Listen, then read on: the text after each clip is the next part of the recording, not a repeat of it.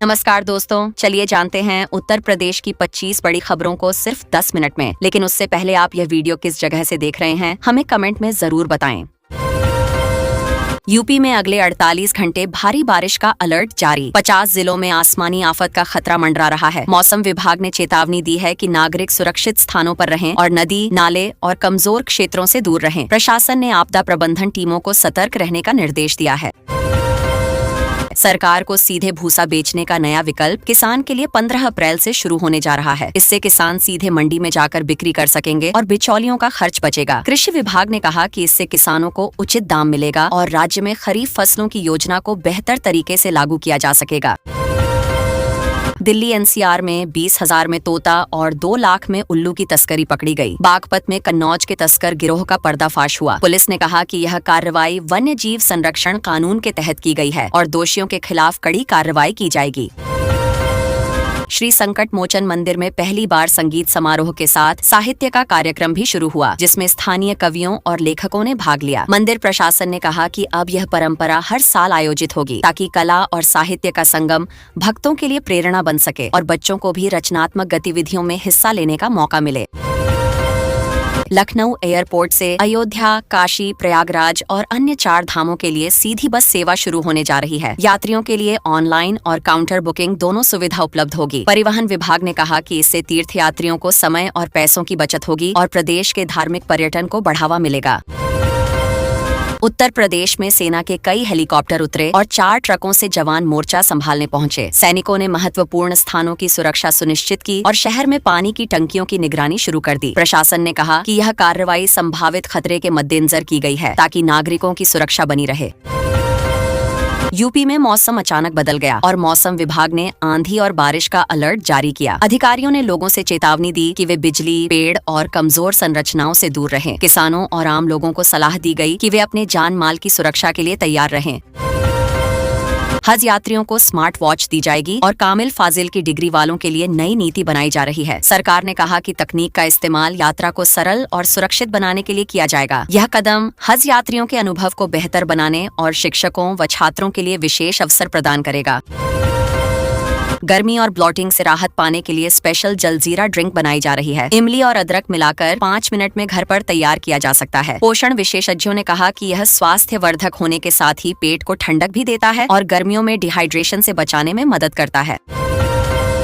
गाजियाबाद में NH9 पर trolley से टकराई रोडवेज बस। हादसे में 1 व्यक्ति की मौत हुई और 8 घायल हुए। पुलिस ने बताया कि चालक ने नियंत्रण खो दिया और बस टकरा गई। घायलों को अस्पताल में भर्ती कराया गया है। सड़क सुरक्षा के लिए प्रशासन ने तत्काल जांच शुरू कर दी है। योगी कैबिनेट ने 49 नए बस अड्डों के निर्माण को मंजूरी दी, जिसमें 22 प्रस्तावों पर मुहर लगी। राज्य परिवहन विभाग ने कहा कि इससे ग्रामीण और शहरी क्षेत्रों में यात्रियों को बेहतर सुविधा मिलेगी और सड़क परिवहन का विकास होगा। नया नेटवर्क यात्रियों के लिए यात्रा को आरामदायक और तेज बनाएगा। लखनऊ एयरपोर्ट से 6 धामों के लिए सीधी बस सेवा की बुकिंग अब ऑनलाइन और ऑफलाइन दोनों तरीकों से संभव होगी। अधिकारियों ने कहा कि यह सेवा तीर्थ यात्रियों की सुविधा और यात्रा को आसान बनाने के लिए शुरू की गई है। इससे प्रदेश में धार्मिक पर्यटन को भी बढ़ावा मिलेगा।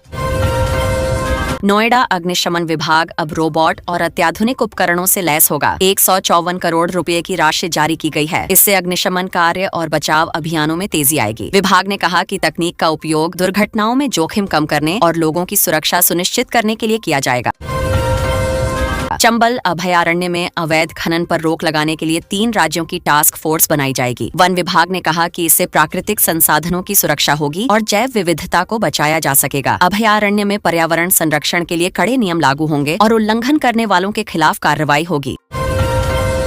UPSSSC ने आबकारी सिपाही के 722 पदों के लिए भर्ती निकाली। आवेदन 4 जून से शुरू होंगे। उम्मीदवारों को योग्यता और शर्तों के अनुसार आवेदन करना होगा। भर्ती से राज्य में पुलिस बल मजबूत होगा और आबकारी विभाग की कार्यकुशलता बढ़ेगी।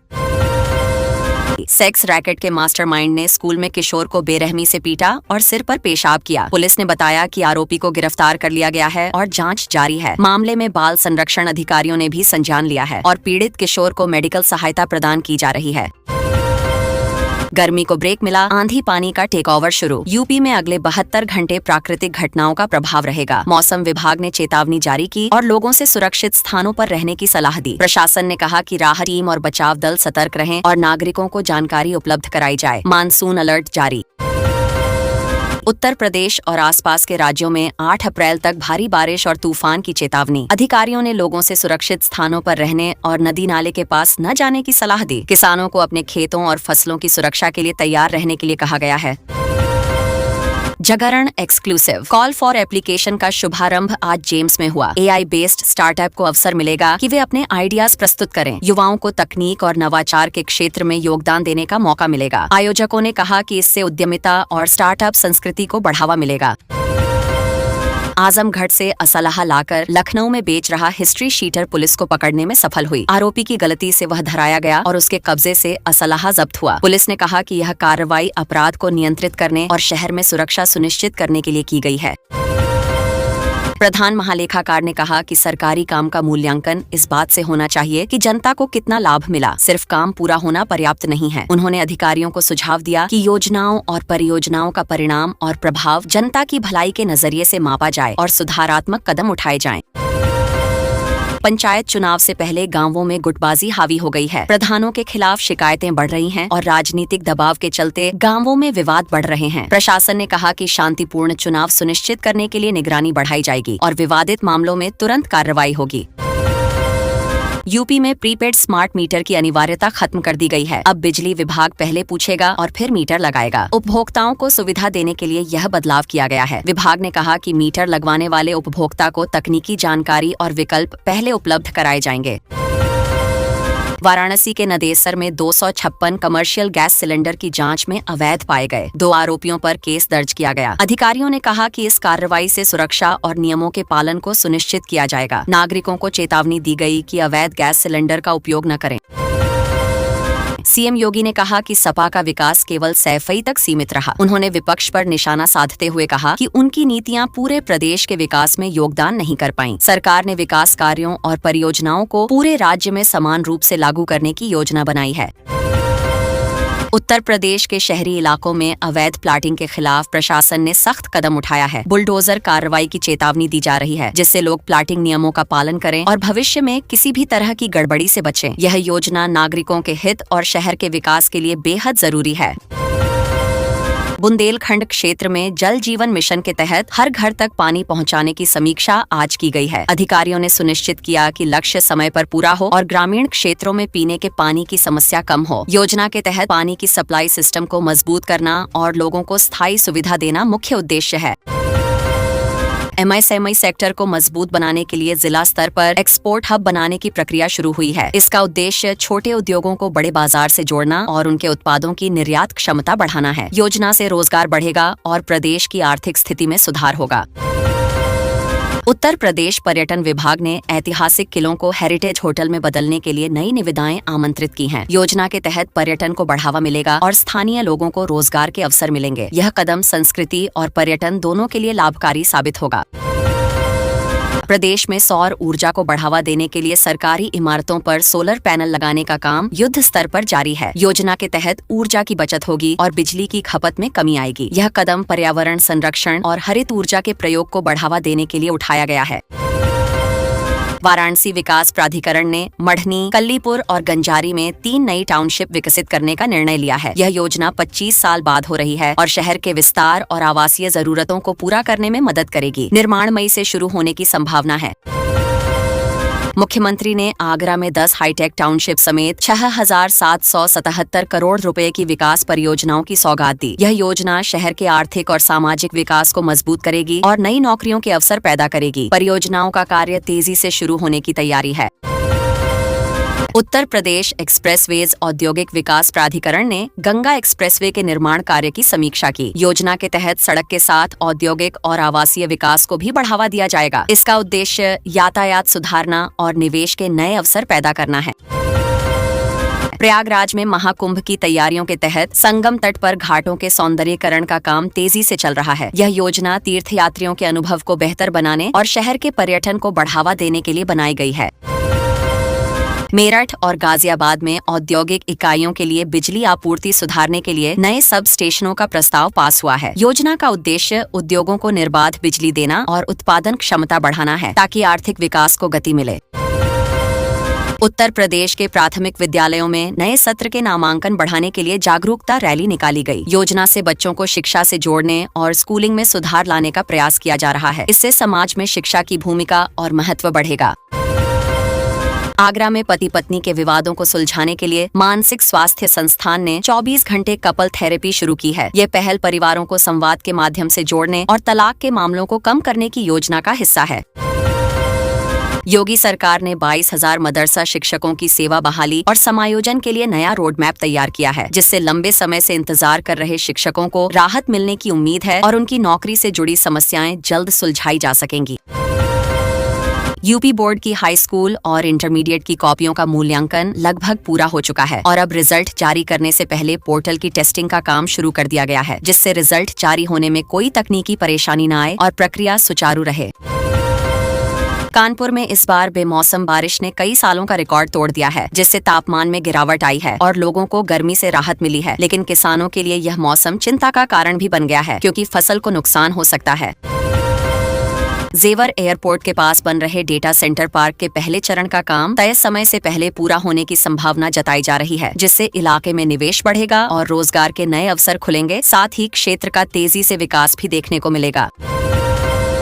वाराणसी में काशी विश्वनाथ मंदिर के आसपास नो वेंडिंग जोन को सख्ती से लागू करने के लिए अभियान चलाया जा रहा है, ताकि श्रद्धालुओं को साफ और व्यवस्थित माहौल मिल सके और मंदिर परिसर में भीड़-भाड़ और अव्यवस्था को नियंत्रित किया जा सके। लखनऊ में चारबाग से बसंत कुंज तक बनने वाले नए मेट्रो रूट के लिए मिट्टी की जांच का काम शुरू हो गया है, जिससे प्रोजेक्ट को आगे बढ़ाने में मदद मिलेगी और आने वाले समय में शहर के लोगों को बेहतर और तेज परिवहन सुविधा मिल सकेगी। आज लखनऊ में बीजेपी के स्थापना दिवस पर प्रदेश मुख्यालय में खास कार्यक्रम आयोजित किए जा रहे हैं, जहां कार्यकर्ताओं को सम्मानित किया जाएगा और संगठन को मजबूत बनाने के लिए नई रणनीतियों पर भी चर्चा की जा रही है। प्रदेश के सभी सामुदायिक स्वास्थ्य केंद्रों पर जन आरोग्य मेला लगाया गया है, जहां बड़ी संख्या में लोग अपनी जांच कराने पहुंचे हैं और मुफ्त इलाज की सुविधा का लाभ उठा रहे हैं, जिससे लोगों को स्वास्थ्य सेवाएं आसानी से मिल पा रही हैं। गन्ना किसानों के भुगतान को लेकर सरकार ने चीनी मिलों को सख्त निर्देश दिए हैं कि पेराई सत्र खत्म होने से पहले सभी किसानों का पूरा भुगतान किया जाए, ताकि किसानों को आर्थिक परेशानी का सामना न करना पड़े और समय पर उनकी आय सुनिश्चित हो सके।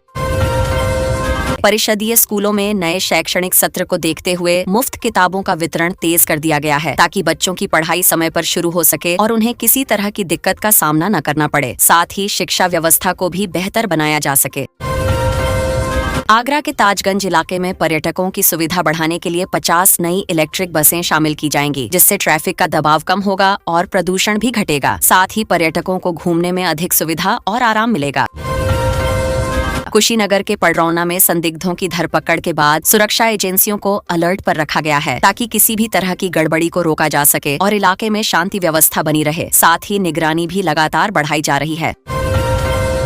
दिल्ली मेरठ एक्सप्रेसवे पर बढ़ते जाम को देखते हुए डासना के पास नए लेन बनाने का प्रस्ताव तैयार किया गया है, जिससे यातायात को सुचारू बनाया जा सके और लोगों को सफर के दौरान कम समय में अपनी मंजिल तक पहुंचने में सुविधा मिल सके।